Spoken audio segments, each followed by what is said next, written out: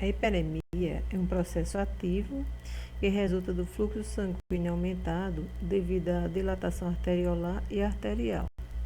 Então, é um termo ou expressão médica, né, que eles usam para indicar que um local está com um aumento do fluxo sanguíneo em determinada região, né?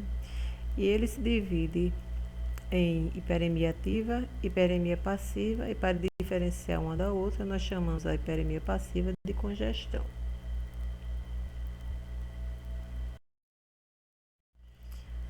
A hiperemia ativa é um processo ativo resultante do fluxo sanguíneo aumentado devido à dilatação arteriolar e arterial. Nós vamos encontrar exemplos de hiperemia ativa em locais de inflamação, nos músculos esqueléticos durante atividades físicas, nos estados febris e também na ruborização. Aquelas pessoas que quando ficam envergonhadas, elas ficam bem vermelhas. O tecido, o tecido afetado ele vai se apresentar bem avermelhado, mais do que o normal, que é causado pelo aumento do fluxo sanguíneo oxigenado, resultando em eritema. Então, a macroscopia, o tecido é bem avermelhado, ele fica eritematoso e a função vai ser dissipar calor e vasodilatação. E esse mecanismo é desencadeado tanto por substâncias vasoativas como mecanismos neurogênicos.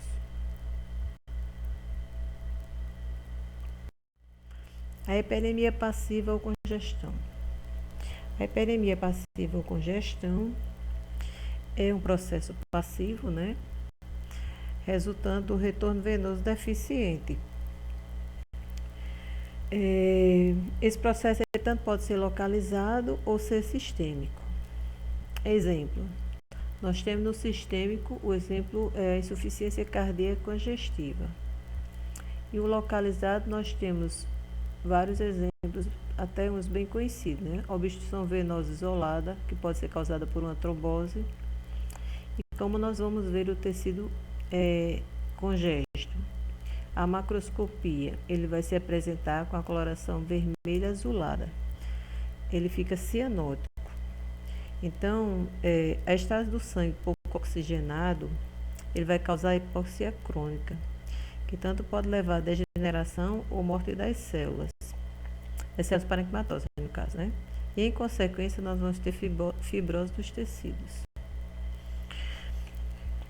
Em ambos os casos, tanto na hiperemia passiva como na ativa, nós vamos ter um aumento da pressão, aumento do volume sanguíneo, né? E aumento da pressão, o que vai levar a dilatação capilar e a um potencial para extravasamento de líquido, causando edema. Então, nos locais que acontece tanto hiperemia passiva quanto congestão, pode também ocorrer edema. Aqui nós temos essas figuras. Aqui nós temos a arteríola de um lado esquerdo e a vênula do outro lado direito. Vocês percebem que a espessura das duas são quase iguais. Então, tanto o sangue oxigenado está entrando, como o sangue continua sendo drenado, né? Não tem nada obstruindo.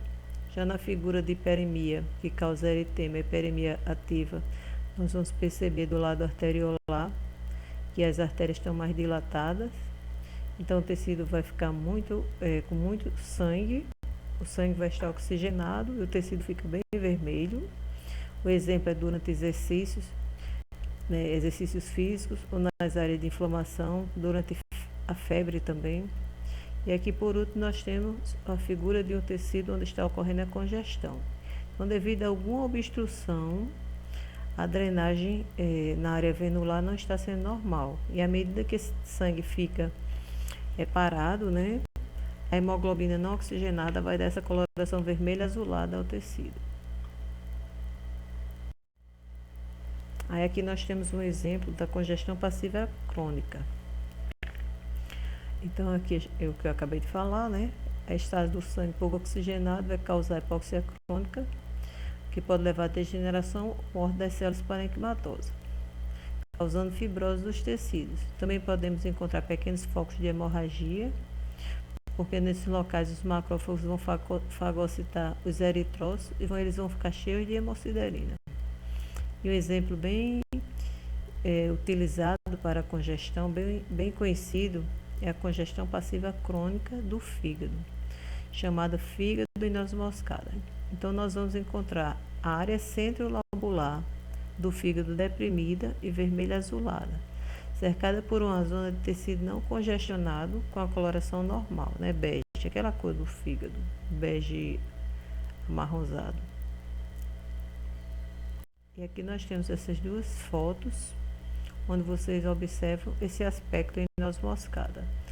As áreas centrolobular do fígado vão estar mais deprimidas, essas áreas mais escuras, vermelha azulada, rodeadas por tecido não congestionado bege.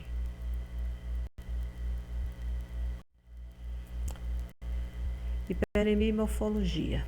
A hiperemia ativa e passiva, como eu até já falei, elas vão estar associadas ao edema, devido ao aumento do volume e pressão do sangue, associadas à dilatação capilar e extravasamento de líquido.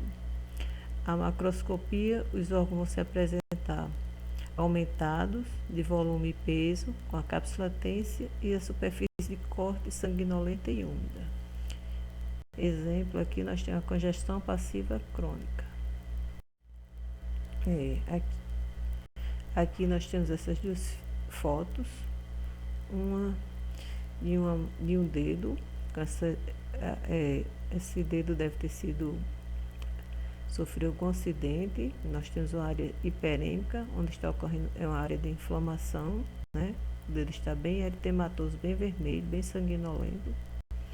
E aqui nós temos uma figura de uma foto de uma lâmina onde ocorreu uma hiperemia de vaso no apêndice. E aqui a setinha está apontando para a área hiperêmica.